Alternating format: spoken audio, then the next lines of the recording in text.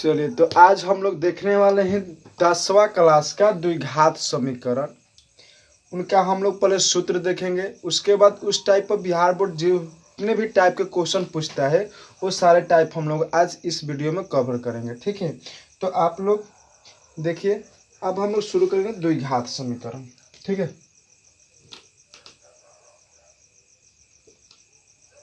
द्विघात समीकरण।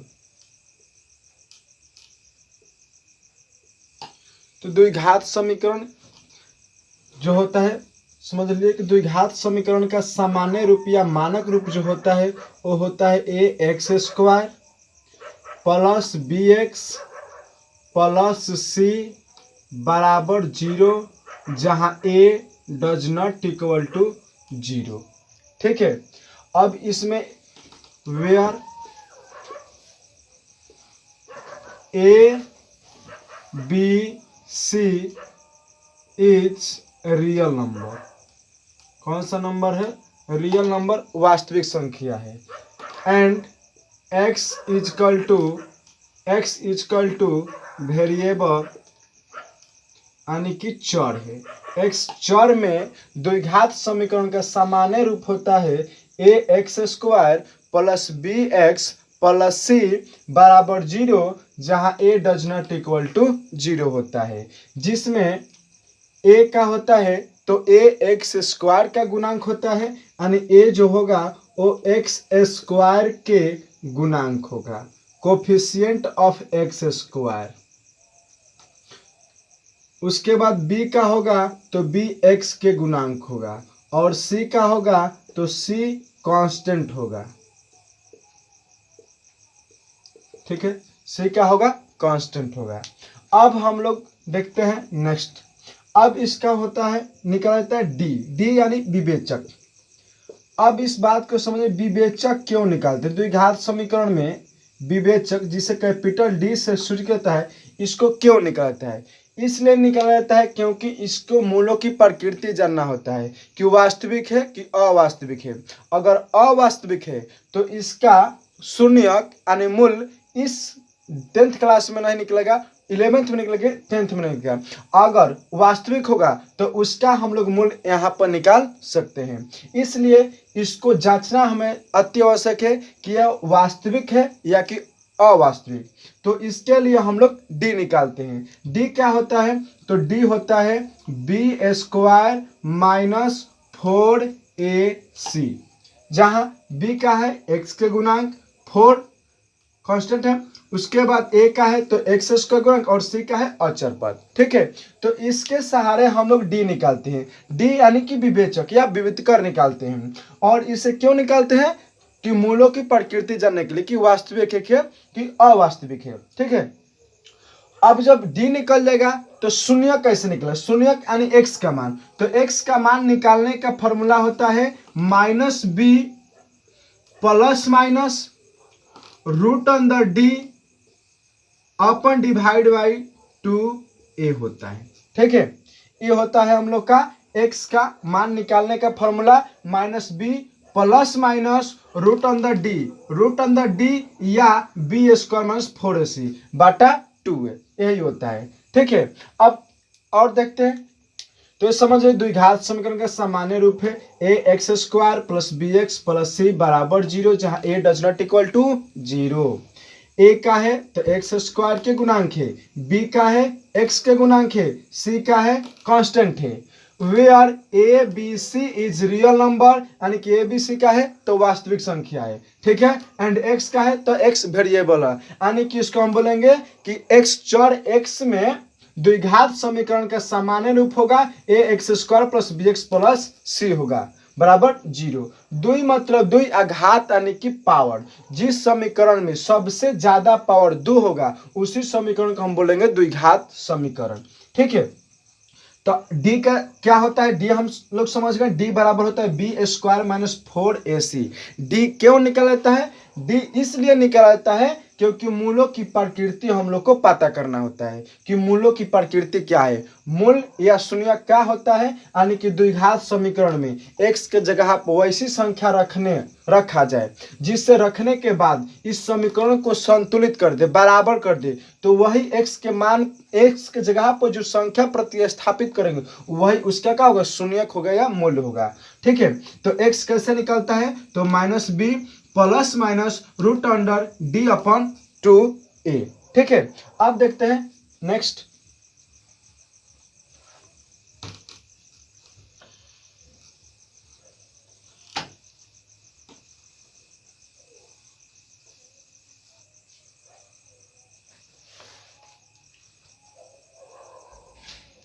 अब यहां पर होता है शर्त, यहां पर मूलों की प्रकृति शर्त लिखेंगे और यहां पर मूलों की प्रकृति, मूलों की प्राकृतिक। ठीक है, यहां पर अगर रहेगा d ग्रेटर देन 0 यानी b² माइनस 4ac अगर का मान 0 से बड़ होगा तो मूलों की प्रकृति क्या होगा, तो मूलों की प्रकृति होगा वास्तविक और असमान, वास्तविक और असमान। ठीक है, उसके बाद d बराबर 0 यानी b² माइनस 4ac का मान अगर 0 के बराबर होता है तो वो होता है मूलों की प्रकृति वास्तविक और समान, और समान या बराबर। ठीक है, उसके बाद यदि d लेस देन 0 यानी d का मान 0 से छोटा होगा तो क्या होता है, अवास्तविक, इमेजिनरी नंबर,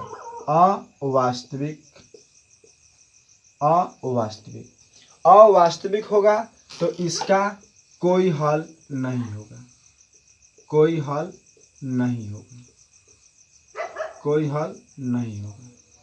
ठीक है। उसके बाद वास्तविक और समान होगा तो इसका हल होता है -b/2a, और इसका होगा तो इसको बोलेंगे x बराबर -b प्लस माइनस रूट अंदर b² -4ac/2a होगा।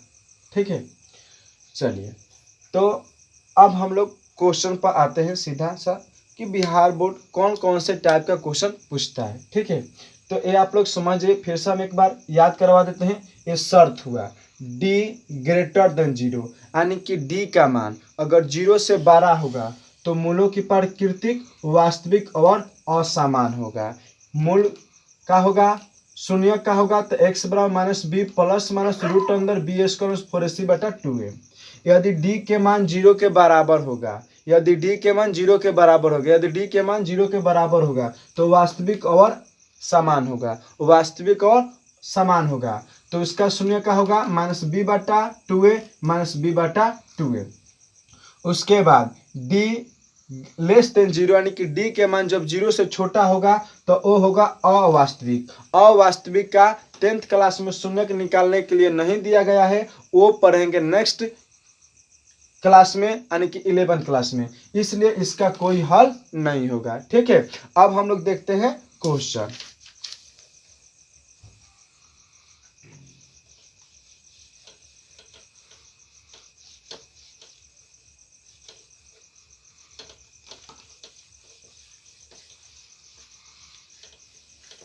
अब क्वेश्चन नंबर है, क्वेश्चन 1 नंबर बोल रहा है कि द्विघात समीकरण 2x³ -4x + 3 बराबर 0। ये जो क्वेश्चन है NCERT बुक का क्वेश्चन है।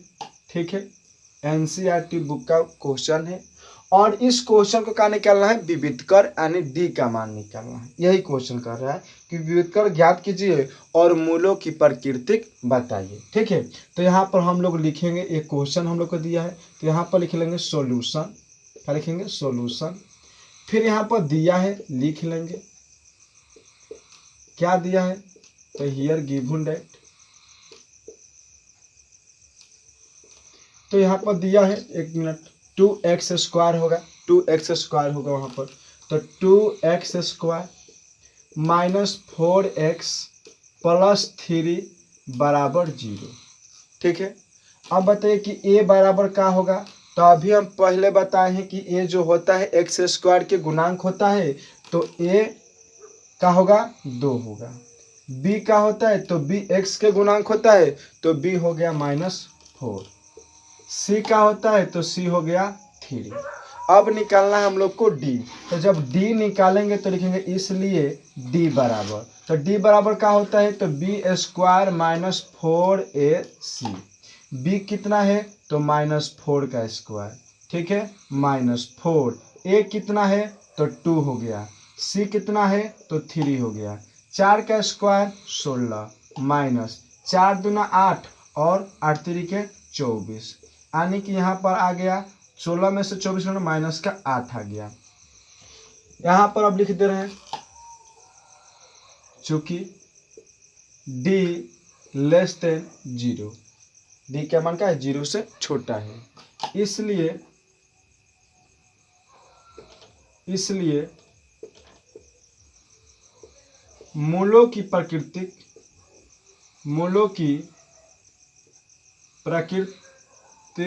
बराबर होगा अवास्तविक।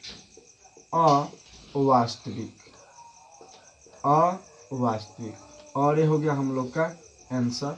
ये 2 नंबर में पूछता है। ठीक है, तो जब भी पूछे 2 नंबर में तो बस इतना सा इसी तरह से बना लीजिए, आपका आंसर 2 नंबर का हो गया। ठीक है, अब देखते हैं नेक्स्ट क्वेश्चन। नेक्स्ट क्वेश्चन है, मूलों की प्रकृति ज्ञात कीजिए, यदि मूलों का अस्तित्व हो तो उन्हें ज्ञात भी कीजिए। ठीक है, तो चलिए नेक्स्ट क्वेश्चन पर चलते हैं।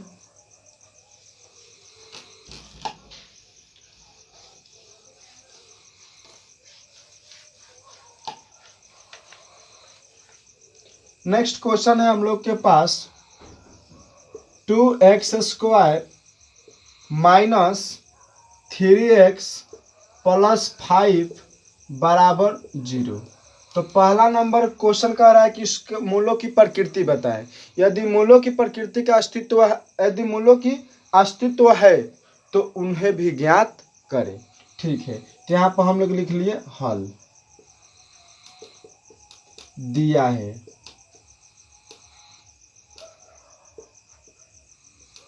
क्या दिया है, तो 2x² माइनस 3x प्लस 5 बराबर 0। इसलिए a बराबर क्या होगा, तो 2 होगा, b बराबर -3, c बराबर 5। इसलिए d बराबर क्या होगा, तो d बराबर होगा b² माइनस 4ac। b कितना है, तो b -3 का स्क्वायर, -4, a कितना है, 2 है, c कितना है, तो 5 है। आगे बढ़ेंगे तो -3 का स्क्वायर 9 माइनस 5 दूना 10 और 10 चौका 40 हो गया हम लोग का -31। कितना गया, -31। तो आप लिख देंगे चूंकि d लेस देन 0, इसलिए मूलों की प्रकृति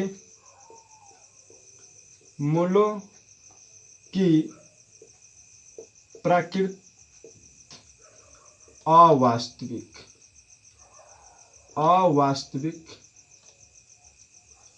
है। हो गया, अतः मूल ज्ञात नहीं हो सकता है। क्यों नहीं हो सकता है, क्योंकि मूलों की प्रकृति जो है वो अवास्तविक है। ठीक है, तो इस तरह से हम लोग क्वेश्चन 2 नंबर में जब आएगा तो इस तरह से हम लोग बना लेंगे। ठीक है, फिर एक और क्वेश्चन हम लोग देखते हैं।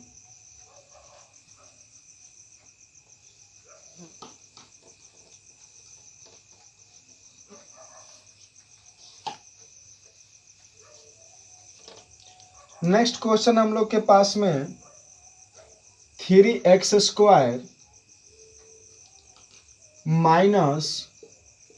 4√3x + 4 बराबर 0 है। ठीक है, एक क्वेश्चन है, सारा क्वेश्चन हम एनसीईआरटी बुक का क्वेश्चन करा रहे हैं आप लोग को। ठीक है, तो दिया है, लिख दिए 3x² - 4√3x + 4 बराबर 0। तो चूंकि a बराबर 3, b बराबर -4√3, c बराबर 4, इसलिए d बराबर तो b² - 4ac, b कितना है -4√3 है, इसका होल स्क्वायर -4, a कितना है 3 है, c कितना है 4 है। अब -4 का स्क्वायर 16 और √3 का स्क्वायर 3 होगा, तो 16 तिया 48, माइनस है तो माइनस, 4 तिहाई 12, बड़ चौक 48, यानी 48 में से 48 घटा देंगे तो आ जाएगा 0, यानी आ गया 0, यानी मूलों की जो प्राकृतिक होगा यहाँ पर लिख देते हैं, इसलिए मूलों की प्राकृत वास्तविक और समान है, वास्तविक और समान है, वास्तविक और समान है। इसलिए यहाँ पर बनाते हैं, इसलिए x बराबर, तो x बराबर होगा -b -b/2a -b/2a। ठीक है, तो यहाँ पर लिखते हैं -b, तो -b कितना है जी, तो b है -4√3 बटा 2, a कितना है, तो a है 3, फिर माइनस और माइनस के 4√3 और 2a कितना है 3, आगे बढ़ जाएंगे तो 4√3 बटा कितना हो जाएगा 2 गुना 3, और फिर यहाँ पर 4√3 बटा होगा 2 गुना √3, 2 गुना 3, तो 2 से कट जाएगा 2 बार में, ये 2 से कट जाएगा 2 बार में, ये रूट से कटेगा 3 √3 बार में, ये रूट से कटेगा 3 √3 बार में। आंसर हो गया हम लोग का 2/√3 और 2/√3, यही होगा x का मान और ये हो गया आंसर। ठीक है, तो अब हम लोग मिलेंगे नेक्स्ट वीडियो में। तब तक आप लोग इस तरह से जितने भी द्विघात समीकरण के क्वेश्चन हैं और इस टाइप पर क्वेश्चन है उन सभी को बनाइए, प्रैक्टिस करिए, और आगे हम लोग आएंगे 2 चर वाले रैखिक समीकरण को लेकर, 2 चर वाले रैखिक समीकरण, वहाँ से भी क्वेश्चन बहुत सारा बिहार बोर्ड पूछ लेता है। तो तब तक यहाँ पर द्विघात समीकरण का आप लोग प्रैक्टिस करिए, और 10th क्लास में इस बार अच्छा नंबर लाना है तो हमारे चैनल को आप लोग सब्सक्राइब करें और इसे ज़्यादा से ज़्यादा शेयर करें। ठीक है यार, मतलब कि ज़्यादा से ज़्यादा शेयर करने से फ़ायदा ये होगा कि ज़्यादा से ज़्यादा विद्यार्थियों को लाभ मिल सकता है। ठीक है, तो आप एक काम कर सकते हैं कि इस वीडियो को फॉलो करें, इस चैनल को फॉलो करें और अपना मैथ में नंबर ज़्यादा मतलब कि इकट्ठा कर सकते हैं इस वीडियो के माध्यम से। ठीक है, तब तक आप लोग अपना प्रैक्टिस करिए, मिलेंगे फिर कल हम लोग नए टॉपिक के साथ 2 चर वाले रैखिक समीकरण। ठीक है, चलिए।